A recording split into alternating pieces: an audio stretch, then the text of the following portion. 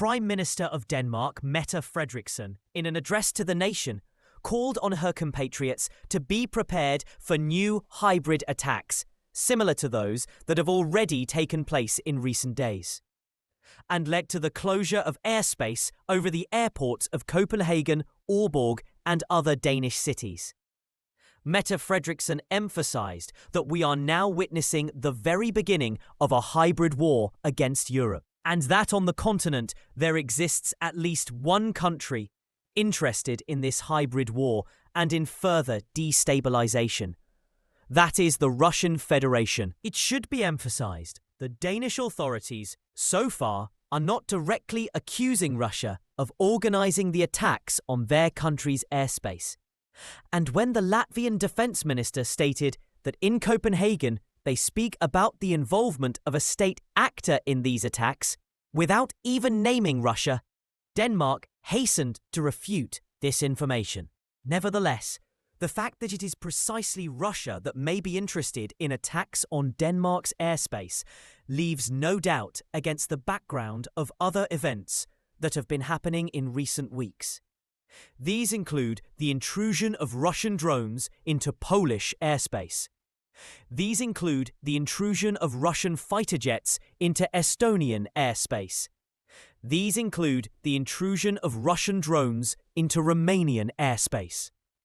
These include the cyber attack on major airports of European countries.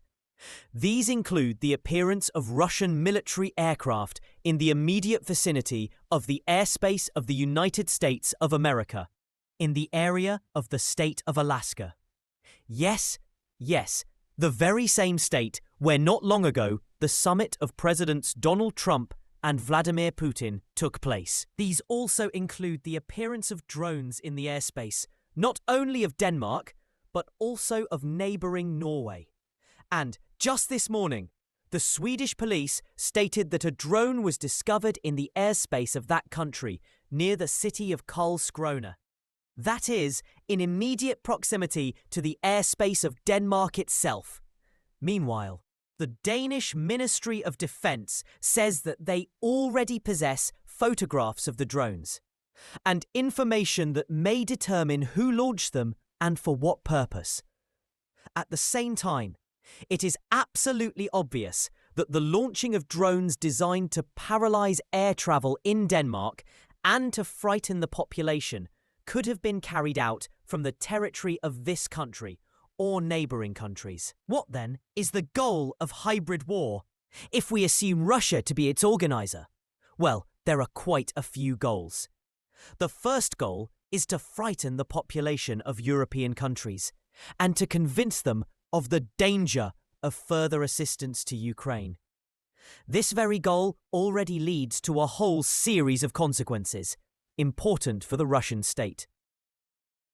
So, the second goal is the reduction of military aid to Ukraine. In European capitals, they may start to say that it is necessary to increase their own military budgets and thus accumulate weapons for themselves, and that the money European countries are currently spending on the purchase of American weapons for Ukraine could well go to increasing European arsenals. In particular, when it comes to air defense systems, they, obviously, from the point of view of many Europeans, may be far more important for their own countries than for Ukraine, which is fighting against Russian aggression and Russian air terror. Another important result is the increase of ratings of far-right and far-left political formations that have long maintained close ties with the Kremlin. Vladimir Putin has already invested enough financial and political efforts in the functioning of these organizations not to continue supporting them in their political rise.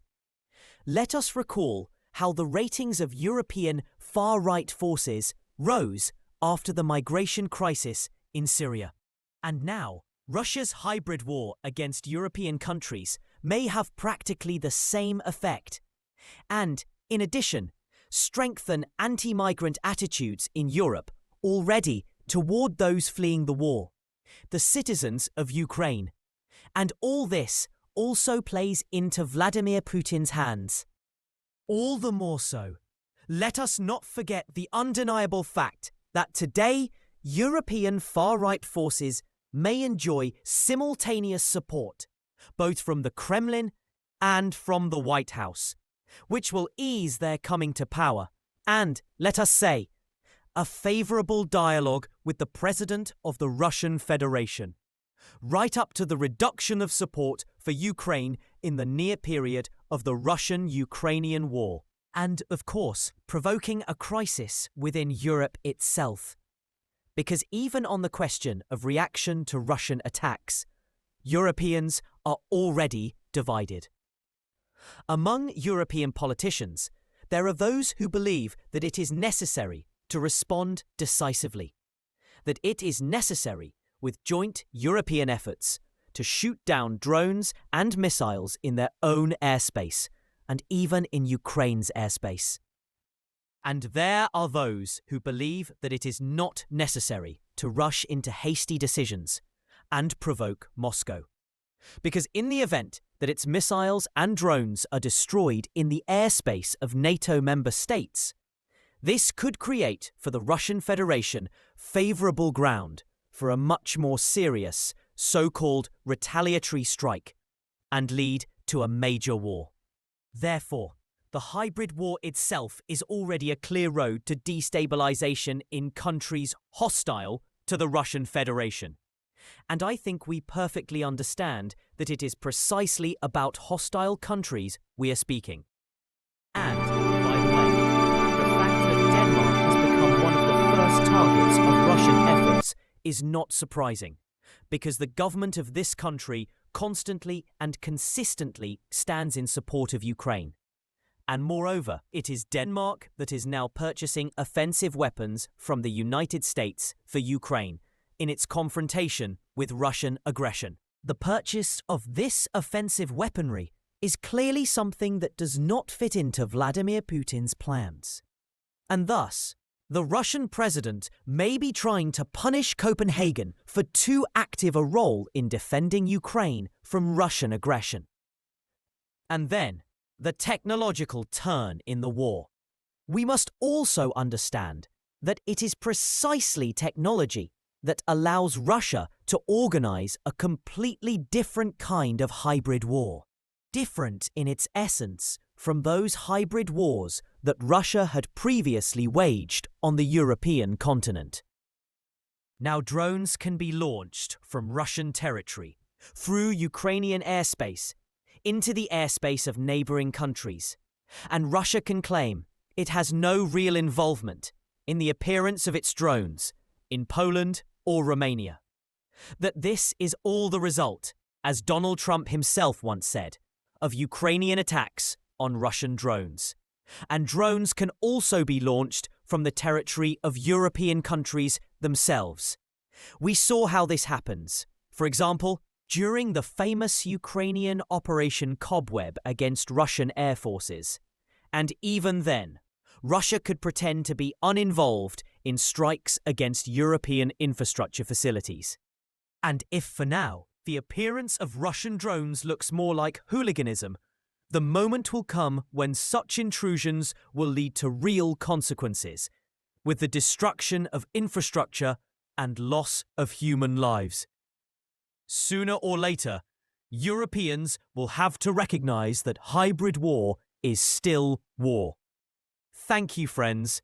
Stay on this channel, subscribe to it. Peace.